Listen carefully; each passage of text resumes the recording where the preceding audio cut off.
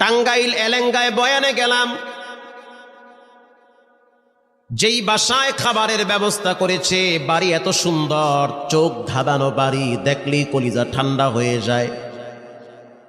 এবার বাড়ির মালিকের সাথে অনেক সময় গল্প হইল।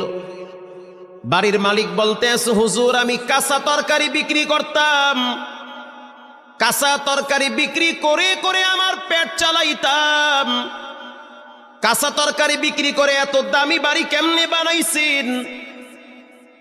এক কথায় তার উত্তর হলো, তিনি বলল যে আমার রব আমাকে এই নিয়ামত দান করেছে, অল্পের ভিতরে বরকত বাড়ায়া দিছে। আমি বললাম কেমনে এই বরকত আসলো, কোন রাস্তা দিয়া? তিনি জবাব দিতেছে, প্রতিদিন সকালবেলা আমি সবজি কেনার জন্য গ্রামে যাই।